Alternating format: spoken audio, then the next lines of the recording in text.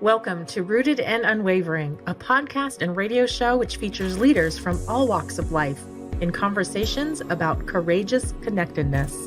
How do we stay connected to our best selves, especially when we are challenged? What becomes possible when we truly stay committed to our own and others' greatness, also when we don't feel it? Join host Hylke Faber, transformational coach, facilitator, and award-winning author of Taming Your Crocodiles, and his guests as they explore leadership greatness in today's episode of Rooted and Unwavering. Well, welcome to Rooted and Unwavering, broadcasting live today from Phoenix and New Mexico, Santa Fe, around there. And I'm your host, Hylke Faber. In this podcast, we help leaders connect more deeply to their innate potential. This is our 28th episode. I'm so grateful to be with you today and with our guest today, Kelly Wendorf, the CEO of Equus. Kelly, how are you today? Hi, Hylke. So great to be here. Life is good. Life is very good. I arrive here feeling bright and happy. So happy to be here with you and for sharing that with us today. Before I say more about Kelly, I'm going to say a little bit more about this podcast to help us orient into this conversation. So, Rooted and Unwavering is a series of conversations where we listen to leaders from all walks of life about how we stay connected to what's true about ourselves. What you could say helps us be taller on the inside, which helps us to withstand or maybe even transform those things that seem challenging. So that's what we're going to be working on and have been working on in Rooted and Unwavering. Yesterday evening, I have to share this. I went for the first time in my life to a pop concert, and my inaugural debut was with Beyonce. And I was so impressed by her and by being in this big room, stadium with 80,000 people. And I remember thinking that what would it be like if all of us could sit more taller in our seat, if we could be more connected to what's true about us, if we could be more kind. And I felt some of that. And that potential inspires me every day. And I'm very grateful to be here today with Kelly, who I already said is the CEO of Equus, which means in Latin horse. Kelly lives on a horse ranch. And besides being a quote unquote farmer, she is a renowned master coach, published author, spiritual mentor, and socially responsible entrepreneur. She has stayed in nature and also in her life spent a lot of time during her formative years immersed in the natural and ancient world, which then translates into how Kelly experiences the world, that how she is in the world and how she helps people and herself. She has a profound ability to connect with the forces within people and nature and moments. And this helps her to help the unlock potential, unlock the untapped potential in people and unveil hidden gifts within individuals and organizations. And she helps people to go from, you could say, traditional problem-solving approaches to something that becomes a new paradigm, maybe a brighter paradigm that is filled with new perspective. So in this conversation, we're going to hear more from her. And when I think about Kelly, I think about a woman and leader who is so deeply courageous by forging her own path in this life and being committed to living that in all levels of life, all the way to choosing to live on a ranch, which I understand comes with all kinds of things that need taken care of. So welcome to our guest today, Kelly Wendorf. Kelly, how are you today? And can you tell us more about being connected to yourself and what you've learned about this in your life? Thank you so much, Hylke. What a generous introduction. Just fills my heart to be seen. It's such a beautiful thing to be seen. Well, I think where I'd like to start with the journey of connection is where the seed of my inquiry about connection started. Because, the word connection is a really big word. What do we mean when we say connection? Connection to what? And even when we say connection to something, ourselves, our heart, the land, our place, what does that mean exactly? How you might define being connected to our true selves might be very different than how I define it, or somebody in the south of the United States may define it, or somebody in Spain may define it. So it's a powerful inquiry. It's a powerful journey, the journey of connection. And where it started for me was when I was about 7 years old, in second grade.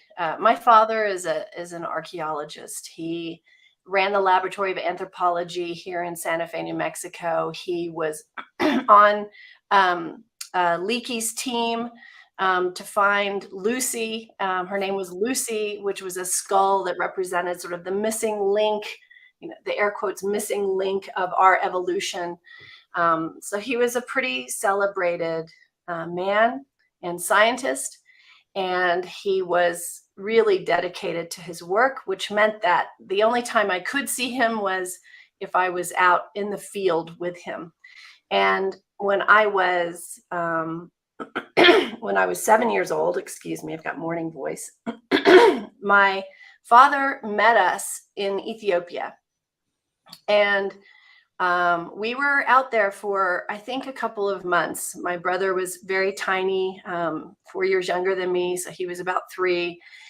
And my father was too busy to really look after us when we were out there. So he hired a Oromo warrior to be our bodyguard. The Oromo people are the indigenous people of Ethiopia and regions beyond that. They're still around today, but very, very marginalized. And this man's name was Kabata. And Kabata was, was pretty epic, his impression on me. The very moment I saw him walking towards me was a very powerful moment. He was very, very tall. He had, this little cloth and kind of a robe, a sort of blanket slung over his shoulder. He had one earring in his left ear, and very, very powerful human being. He was barefoot. And I had come from the United States. I had never seen anything like this kind of human being before. And it was cinematic almost as he approached me. And he didn't speak English, but his job was to protect myself and my brother from baboons and from kidnappers, because there was a lot of political unrest at the time in Ethiopia. And we stood out like a sore thumb with 2 little white blonde kids. So Kabata was our companion, and he really became my companion, because I think my brother stayed closer to my mother at the time. And Kabata's job was to play with me, have tea parties with me and my teddy bear. He thought his job was to protect me, but really his job was to be my close companion. We had to play ranches, we had to play horses, we had to play cowboys and Indians, whatever. He had to be there. And all of this done without language. And we became very close. And the last day that I was there, he was waiting for me on the front porch. We were supposed to get up very early and take the flight out from Ethiopia. And it was still dark, and he was sitting and waiting for me. And I jumped into his lap because I was 7. I didn't realize that I wouldn't see him again. I didn't realize a lot of things back then. And he wasn't his usual kind of jovial self. And I kind of was like, what is this? And I'm pulling away from him to look, put my little hands on his face and what's happening. And he's crying.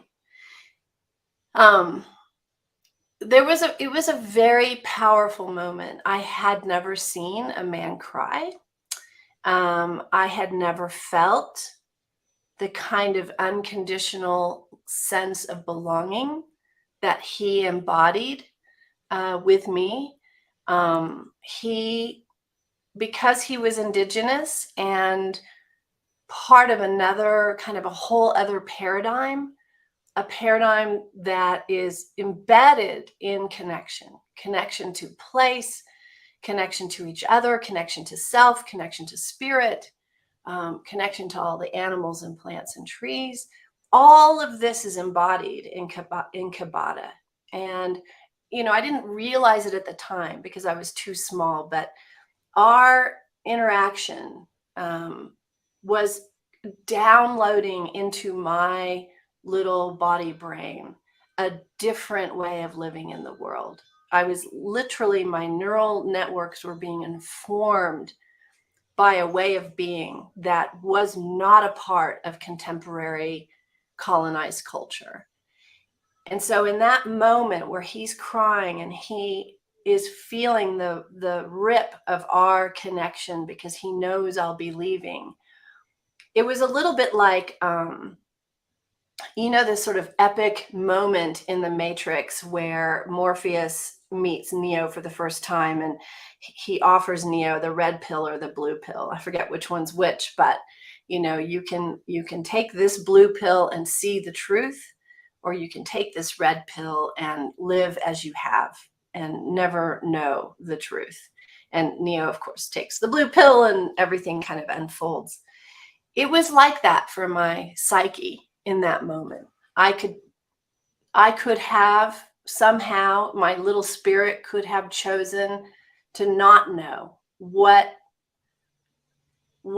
modern humanity was missing. I could have chosen that. It could have been just another memory, another whatever, and I could have moved on. But somehow my spirit chose to take the blue pill and see. Again, this was not conscious at that moment, but very clear to me as I've reflected over the last decades. I could see, there's another way that humanity was intended to live. So you spoke earlier about a new paradigm that I've had courage to live into, but it's a very old paradigm. It's our birthright, and it's the paradigm of connection. That connection is intrinsic and a part of our DNA and a part of who we are and a part of how we're supposed to live. And that has been split from us through colonization. And when I say colonization, I don't mean kind of geopolitical, the British come and take over a country. I don't mean that. That's a very, very limited definition of colonization. I mean the pervasive view that we are separate from spirit, that we are separate from earth, that we are sort of isolated individuals. The pervasive view that our eyes tell us that I'm over here and you're over there and the tree is that thing over there. That is colonization. It's this existential split from what's simply true. So having had that experience that sort of, there's this way, and it's loving and sane and robust and fierce, and unconditional and absent shame, control, fear, isolation, loneliness, despair. Absent that, it kind of put a crack in my psyche that haunted me from that moment forward. And it's that crack that drove me into my adulthood to really look at, well, what is this connection and why does everything feel like it doesn't quite fit? And what is this sort of subtle malaise that is there every day that just has to do with surviving modern life. And can we get back to it? Can we reinstill our nervous system with this natural old paradigm? If it was there before and it was natural to us and we lived that way, then most likely we can remember who that was, how we lived that. We could remember it. And so really my work is about helping people to remember.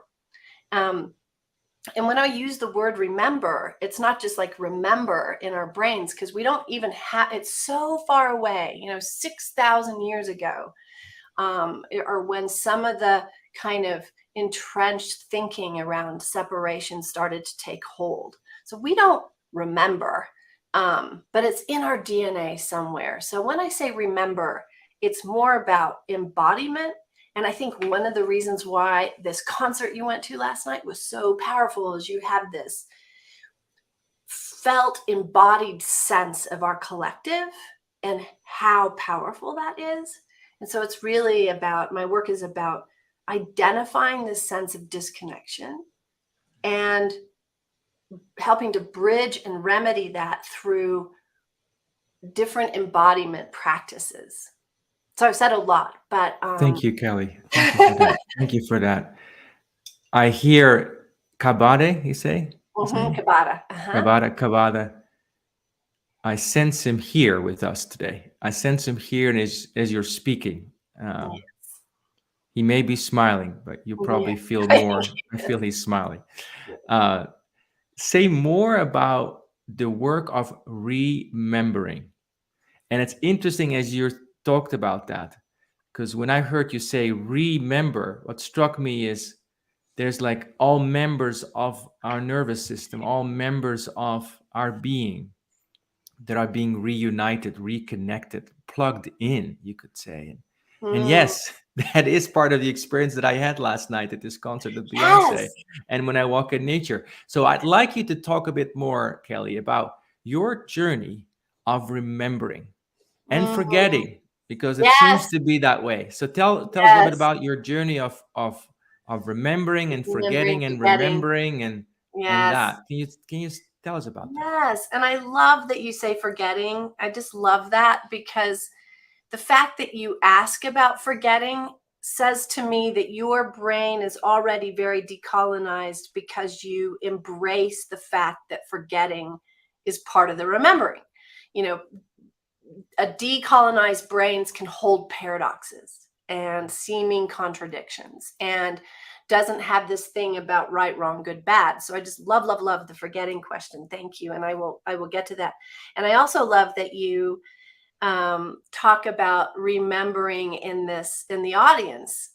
Yes, because like members, so, and I had never thought about that before. So remembering to me is, well, first of all, think about dismemberment, right? So when someone is dismembered, they are actually, their heads are cut off, their arms are cut off, they're disemboweled.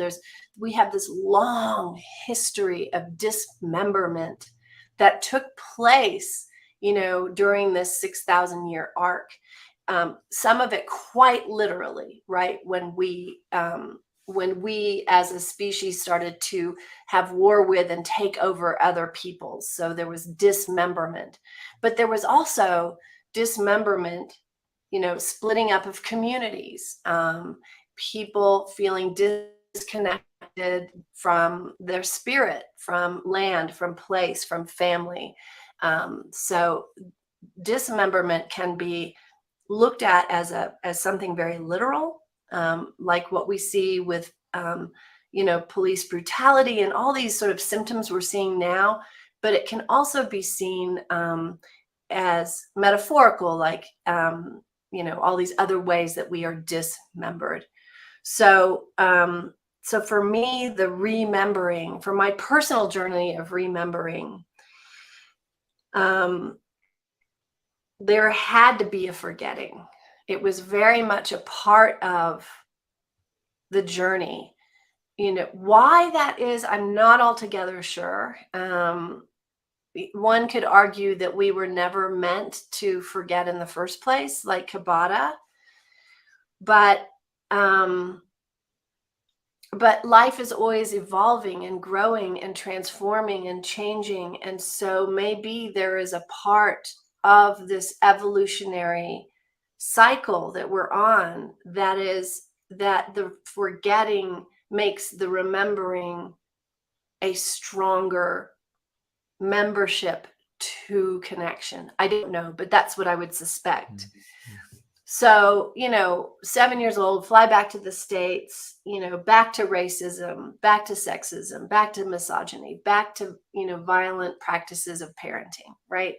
Just back to everyday life in America, back to power over paradigms, which is everywhere. It's in our schools, our institutions, everything. The Kabata's paradigm was power with. And I had an anchor, and the only anchor I had at that time was with my horses and nature. I was a super geeky kid who made forts and loved animals. I didn't like dolls. I didn't want to babysit. I wanted to walk the dogs. It was nature, nature, nature. So I was naturally anchored to something that resonated with what Kabata sort of brought into my body. And I would argue that my love of that before I met him made me more resonant to and receptive to what he had to offer me. So the anchor never left when I look back, but the losing happened. And, as a kid, you try to fit in, you betray yourself so that you can fit in. There's this polarity between belonging to oneself and belonging to the world. And in our society, it always feels like you have to choose. Either I belong to myself at the risk of losing everyone in my life, or I belong to everybody else and have to lose myself in order to belong.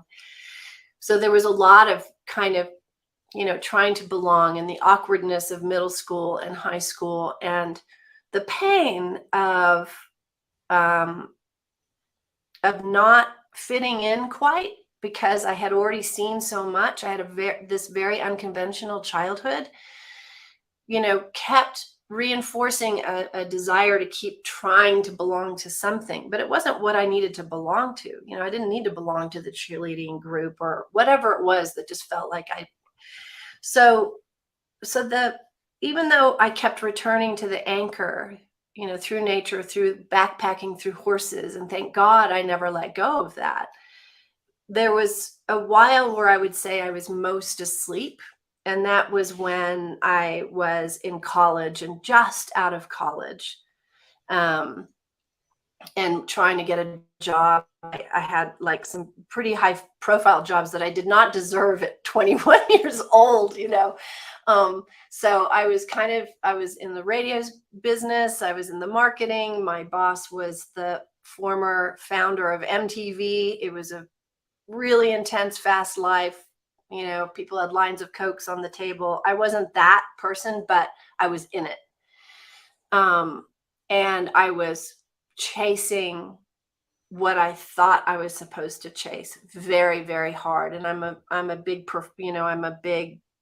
type A personality. So I was just going to make it work. So 23 years old, in an corner office with a view of downtown, driving a fancy car, making a lot of money for what felt like a lot of money at that time. And, cocktails on Thursday night. I was just gone. I was just lost in all the trappings of what contemporary life offers. And there was a night I was working really late.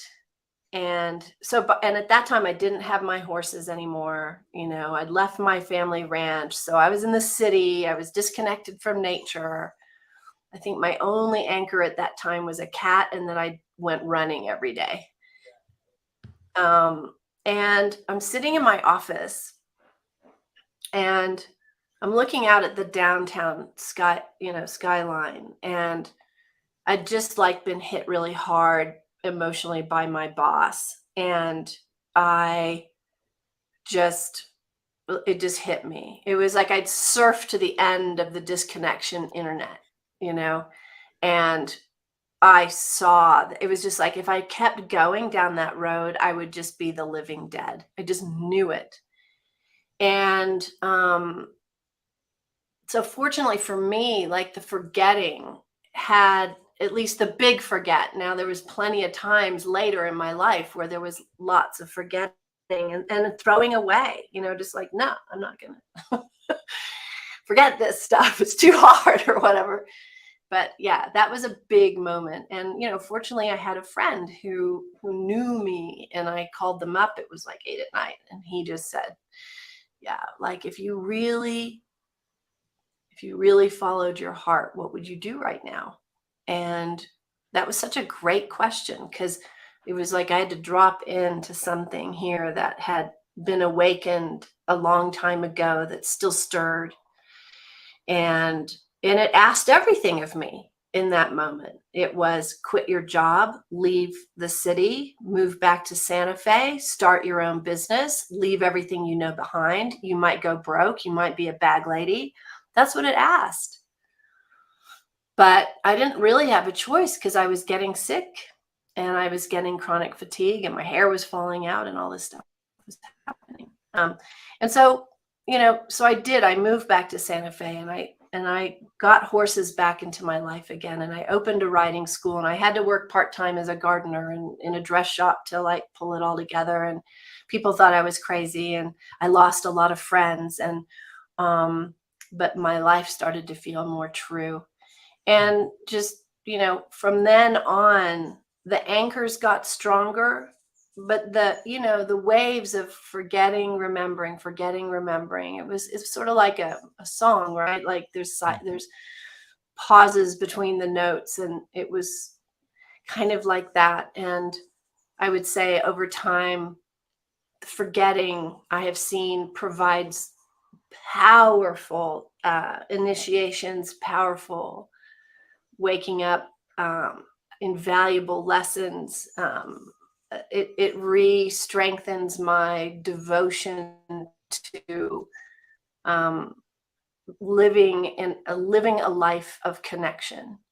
And every day I'm tested. This ranch is a living expression of my fidelity to connection. And you know, every day something shows up. You sure you want this? Are you sure? Are you sure? It's getting really scary now. Are you sure you want to keep going here? It's like a love affair, and you have to commit, not because of what it's going to give you, but because it's just true.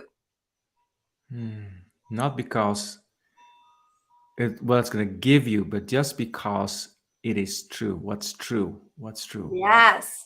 What you want in your heart. And that was a marking in your forgetting that seemed to have happened when your friend was talking to you like that. And then your fidelity to what you are in love with, to Kabade's initial remembering of you. And I'm seeing in you the archaeologist of your father. We're digging into what's true about humanity, about you, about what's here, and being willing to risk everything, taking your kids to Ethiopia. That's pretty crazy, for the conventional mind. And it sounds to me like he had to do that. And I feel the same thing in you. You had to do that, like leave the city. By the way, which city were you leaving? I'm just curious. It was Dallas, Texas. Dallas, Texas. Texas. Great. Yeah. I'm laughing because as a kid, I used to watch Dallas, the series. And actually, I remember thinking about forgetting or remembering. I remember visiting the ranch where it was videoed.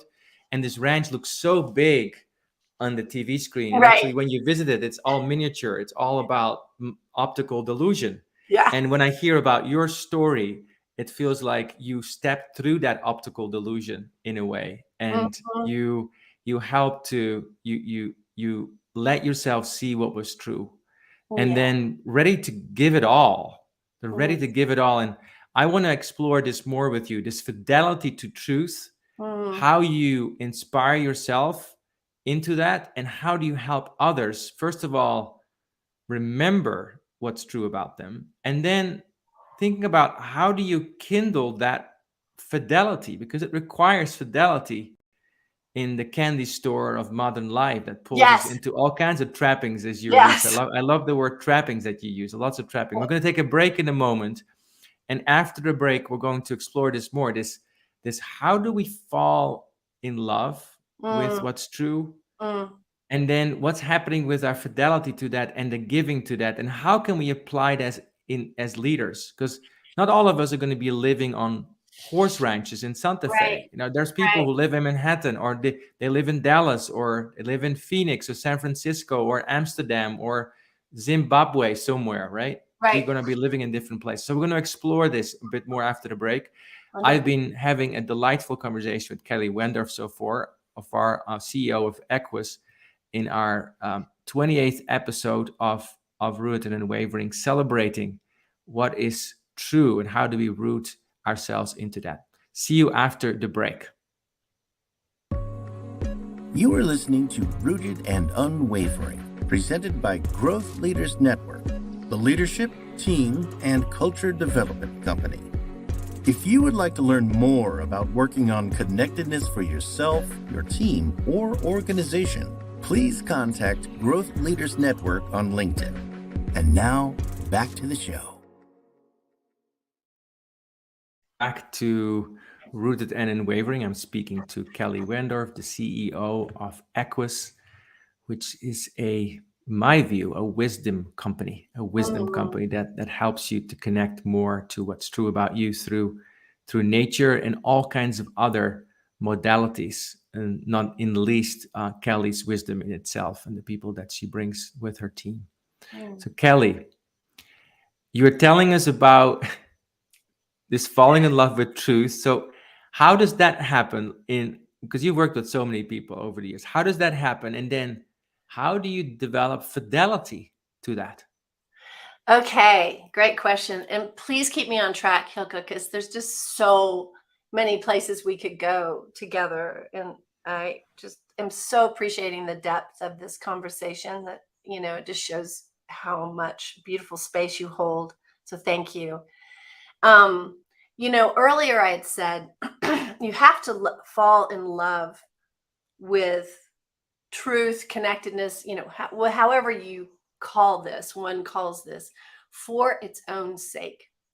So one of the outreaches of colonization, if that's a word to use, the outreach, I mean, one of the ways that colonization has taken root is in the spiritual New Age.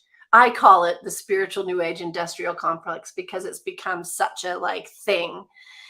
And there's a whole ton of pundits out there pushing a lot of stuff, and money's involved. And when often in these circles, people talk about following your heart or living your truth and all this so that you get something. Live in your truth so that you get ... And it's misleading. It's powerfully misleading because it implies that if you follow your truth, if you live in your heart, it's fluffy and it's sort of like shiny, happy people, rainbows, unicorns. It's all going to work out okay. My experience is that there's this wonderful Rumi poem about God finally having enough of you and just dragging you around by your hair. Do you remember which one I'm talking about? It's just, I love it. Because sometimes he gets tired of speaking sweetly, and he does just knock you around his room and drag you around by your hair and test you and make you lose everything. And my experience is that the more we commit to this life, the more it asks of us. And so you have to change. A fundamental egoic structure has to shift from what am I going to get from following this path of truth to what do I need to fall in love with? Because when I fall in love with something, I'll do anything to make it work, right? I'll do anything for my children. I'll do anything for my dogs. I'll do anything for my beloved, and I'll look at my shortcomings, and I'll do scary and hard things, and I'll take leaps, and I'll do reckless things. I'll do all kinds of things because my heart requires that to be so. And that could take me into some pretty crazy places that may even be dangerous at times, or hard, or scary, or dark, because that's what love requires. But because it's love, I'm going to follow it, and I trust it, right? So I think that fidelity is gained so I use the word fidelity very deliberately, because fidelity has that association of the beloved. And it's, for me, it's all one. The beloved, consciousness, spirit, whatever, the beloved, it's all here, and serving that. If I could be, for people, the people I serve and work with, if I could be their Kabata, and I've never said this before, but if I could be their Kabata, if I could walk towards them barefooted, metaphorically speaking, barefooted, this sort of like beautiful fabric thrown over my shoulder, just this whole, like, to break the trance and show them another world, show them another way, then that is my life's work. Because I trust that once I just do that, just show them, like, look, red pill, blue pill. That's, this weird, crazy, sad, despairing, disconnected, not quite right feeling that you have every day, no matter how successful you are, is because what you're seeing is not true. All these stories, all these narratives about who you're supposed to be and how you're supposed to live and how it's supposed to look and what it means to be a man or a woman or anything in between, all these, these are lies. And it's a trance. And freedom lies in waking up from that trance and seeing. And so nature is my greatest ally, my greatest guide and co-facilitator, because if I can create the right conditions, people just, without even realizing that that's what they're looking for. I wasn't looking for Kabata. They all of the horses and the nature and the silence here and the confluence of cultures that are here and the ancient traditional peoples that live and work here kind of fly under the neocortex of the brain, that part of the brain that's like, oh, this is just like nature and woo-woo and blah, blah, and it's not for me, and this is stupid, and it has nothing to do with leadership development and culture creation. It just flies under there and pierces. And I know the moment when it happens. It's like a pot that gets broken. And I know that the moment that pot is broken, it can't be put back together again.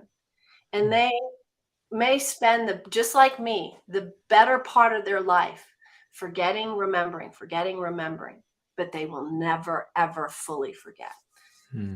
So that's my job. And then, people will work with me for a long time. And, the first moment is sort of cracking the pot. The rest is how to remember and how to hold with grace the forgetting. I'm not there as a coach to be like, oh, you forgot your fidelity, you forgot your accountability, you forgot to, set this boundary with this person, because that finger thingy is the colonization. And I don't want to perpetuate what is a lie.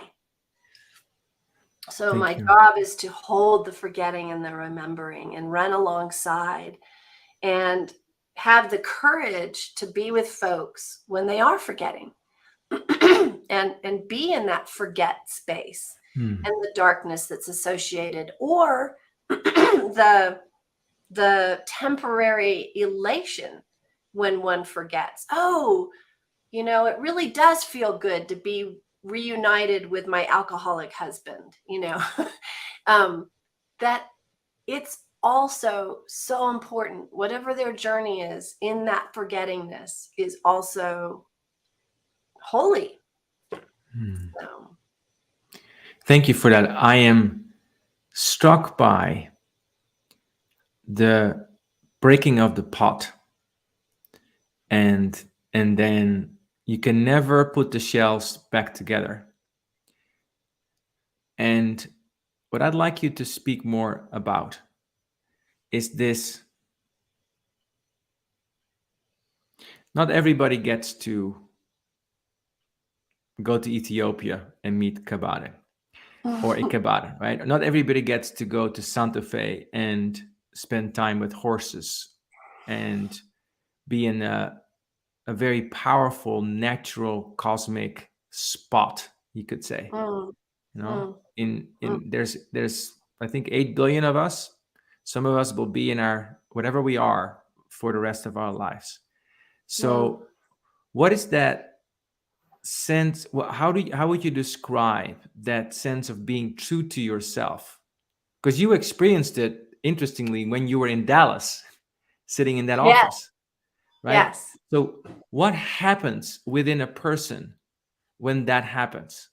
Yeah. That when the pot breaks, what When the happens? pot breaks, right. And just as importantly, what are the conditions that need to be in place that happens, right? So part of this is, mystery. I don't mean this as a, cheap way out, but part of this is mystery and grace, and part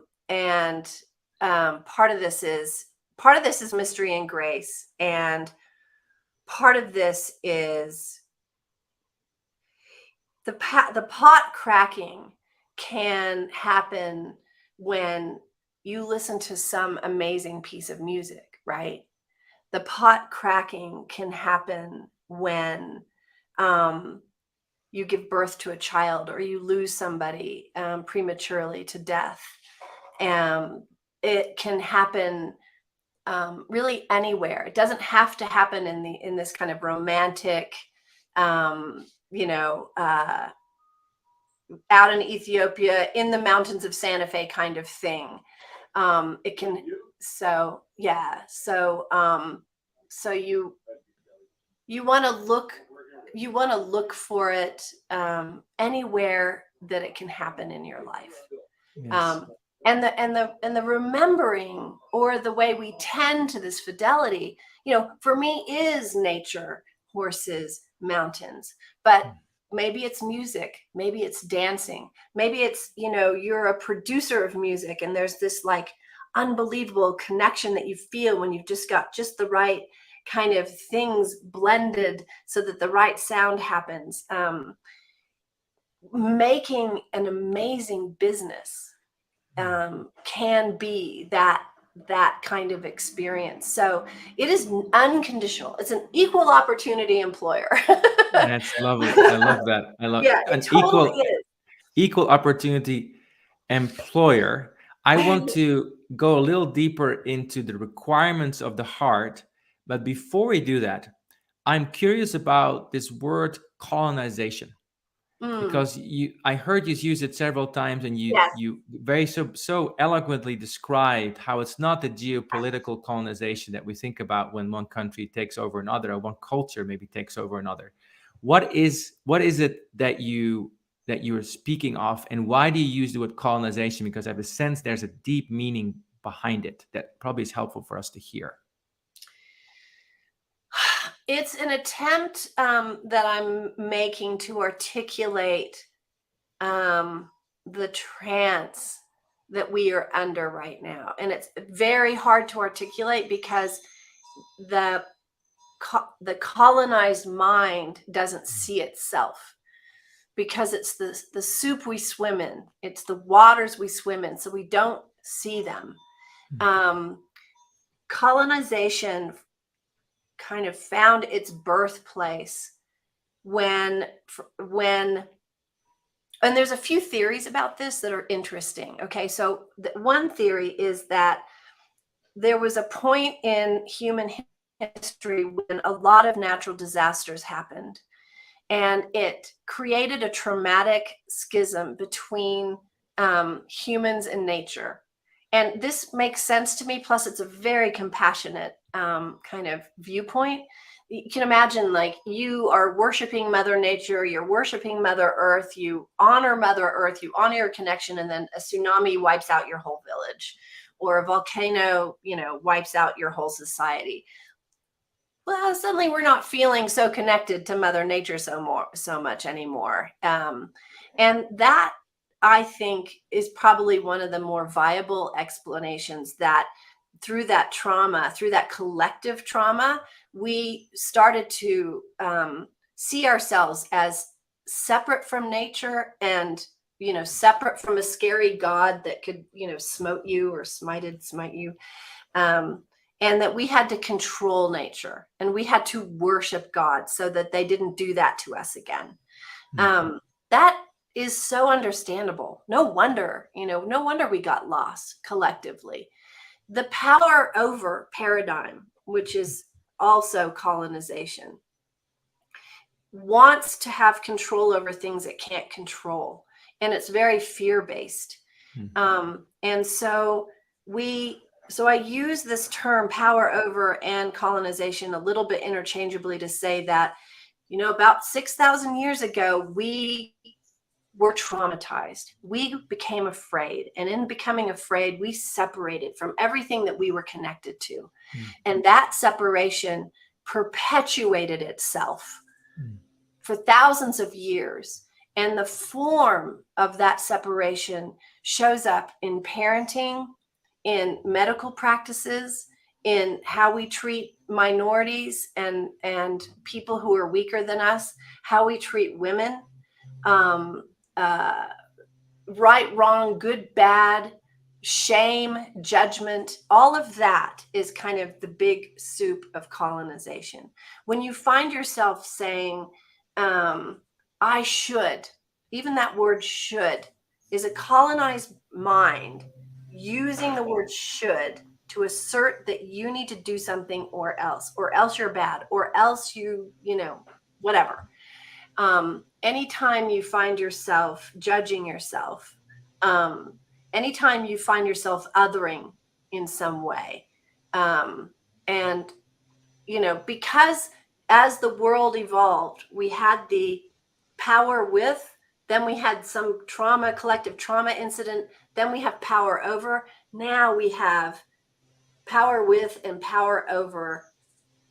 We're at that point where the two are sitting next to each other. And so I use colonization because if we keep choosing this paradigm of power over, we're not long here. We just aren't. And so we're at this choice point, and I want to lift up that all the things that cause us pain and suffering, and I don't mean like the normal pain of losing a loved one. I mean pain and suffering that is unnecessary because we're entertaining narratives about who we should or shouldn't be and where we do and don't belong. It isn't necessary and isn't true. And so if we can do that, then we can give more energy to the power with paradigm that does live in our bodies, because it's what's natural, right? It's what's natural. It's what's natural. And yet it is a choice, because those two things, power over and power with, live alongside in our mind. In the colonized mind, it's the power over paradigm that covers the power with paradigm, the power with knowing, the truth knowing. At least that's how I understand what you're saying in part. I'd like to make this very practical also, because I know some of our listeners, many of them are leaders of teams or businesses. And I would love for you to speak to, how does one as a leader of a team apply this? Love it. How does one apply this? And, one of my favorite spaces and deliberate spaces to work is in the corporate sector with senior level leaders, because they wield so much influence in the world. A man named Arie de Goos, who was the senior marketing director of Royal Dutch Shell, I believe in the 1950s, he wrote a book called The Living Company. And the book is all about how do we create organizations that thrive and do good in the world? And he posits that organizations are living organisms, because just like people are made up of molecules and cells and, living cells, which makes up a human, then by extension, lots of humans in an organization makes a living company. So I love that kind of framework of looking at your organization as a living company, as a living organism. How do you, just like the question, how do I lead my own life so that it is in alignment with power, with values? It's how do I create conditions for my company so that it is living into power with values? One of the key places is to redefine leadership. So leadership, as it's been defined by our colonized culture, tends to be a very power over. Whether we say it is or isn't, it very much is through that framework, because that's what we've been taught. Leadership has been taught through military structures and war structures, and so our minds naturally associate leadership with power over. I'm going to have dominance over, influence over these others. And we haven't had models to teach us what real leadership is. If you look to leadership from 3.8 billion years of evolutionary intelligence, the natural world, you see that leadership is not power over. A lot of the things we see in the natural world, like with animals, and we see, kind of sparring happening with animals, that's not leadership. That's mating. That's breeding. That has nothing to do with leadership. Leaders are the ones who care the most and who are the most present. And I want to say that again. When you look in the natural world, you see that the leaders, the real leader of the herd, of the clan, of the flock, of the whatever, is the one who cares the most and who is the most present. So imagine if we selected our leaders based on that criteria, right? Instead of whatever, charisma, power, dominance, the ability to influence others in that way. So leadership is a servant position. And so when we have the privilege of working with senior level leaders here at the ranch, they get to do a form of what we call biomimicry, which is a newly emerging field, which very simply means looking to nature's intelligence to inspire innovative thinking for the problems that we face today. So it's great to look to humans to see how they do things, but we're the newbies on the planet. We have not been around very long compared to 56 million years of the horse herd, one of the most successful mammals on the planet. Why are they so successful? Because of how they lead. 3.8 billion years of evolutionary intelligence. Why is it so successful? Why does it endure in spite of all the things we do to it? Because of the way it's organized, because of the way it works in the world. Species who operate in mutualisms survive far longer and better than species who compete. So let's look to the older teachers. Let's look to nature. Let's look to a horse herd. Let's look to bee colonies and ant colonies. How do they do it? And this is what we do with senior level execs, is give them an experience remembering of how it can be different and how successful it is, and then help them to translate that into practical applications. And some of those practical applications are around finding mindsets that support power with paradigms. Mindsets like, victim player and knower learner and impact versus intention and feel all feelings. Like there's a lot of different mindsets that are easily digestible in the corporate sector that aren't quite so sort of out there mystical, but really like, how do you show up every day in a space of you and I are the same and we belong in this space together. And if I relate to you in my company as a connected whole, how does that shape my speech? How does that shape my commitments to you? How does that shape the culture I want to create in my company? That kind of stuff. So we have a wonderful class that we teach called Assertiveness for Empaths, and it's changed the name. Now we call it Assertiveness for Life and Leadership. And it's about how we articulate ourselves and empower others to articulate themselves in a power with way that is mutually empowering for both parties. And it's basically decolonizing our brains for success. Love this. I Yeah. love this. Decolonizing. I'm brain. hearing about biomimicry. I hear about Kabaddi. I hear about 56 million years of horse species that can teach us something. So we are amazingly getting to the final parts of our conversation today, Kelly, which I've so deeply enjoyed. I'd like you to reflect as you think about what you'd like listeners to walk away with. You spend so much time with the horses. I have to ask you this question. I have to ask it. If the horses could have a voice and they could speak in our language, what would they say to us? Well, that's such a great question. First of all, I think they would say you are more beautiful and powerful and wanted than you ever imagined and needed. And they would say, just be here. Just be here right now in this moment.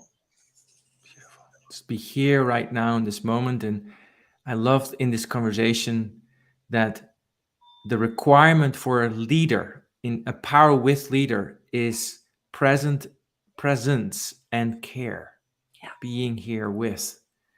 And how pervasive the forgetting is and how enlivening the remembering is. And the choices that we have and the fidelity that we have once we remember a little bit, to stay true to our remembering. So any final words you'd like to say, Kelly, as we close our conversation? My heart is full. Thank you. Thank you so much, Kelly. We've been speaking to Kelly Wendorf. She's the CEO, I can tell, a very present and caring leader of Equus. And we've been learning from her and with her about power with, and how do we stand in that connectedness that comes when we align with what is true, which can also be described as being in power with, Next time, we'll continue this conversation with another amazing guest, just like Kelly is an amazing guest, Matt Oppenheimer. He's the CEO of Remitly, the remittance provider, a person that is very loyal, has been very loyal to his heart, to that question about what is it that you want to live in this world. He's created, and now a NASDAQ listed company about that lives very deep values. So we'll talk more about power within this next episode. If you want to learn more about Rooted and Unwavering, you can find us, of course, in all the places where people listen to Apple, to podcasts like Apple and Spotify and places like that. And of course, also on LinkedIn.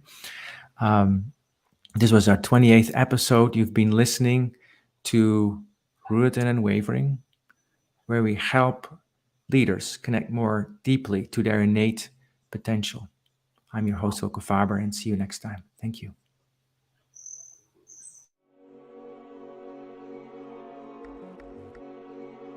Thank you for joining us in today's episode of Rooted and Unwavering, leadership conversations about courageous connectedness, presented by the leadership development company, Growth Leaders Network. To learn more, subscribe to this podcast, connect with Growth Leaders Network and Hylke Faber on LinkedIn, or read Hylke's award-winning book, Taming Your Crocodiles. Now take a moment and appreciate something that is great about you. Celebrate the gift that you are and enjoy connecting more deeply to your best self today. See you next time on Rooted and Unwavering.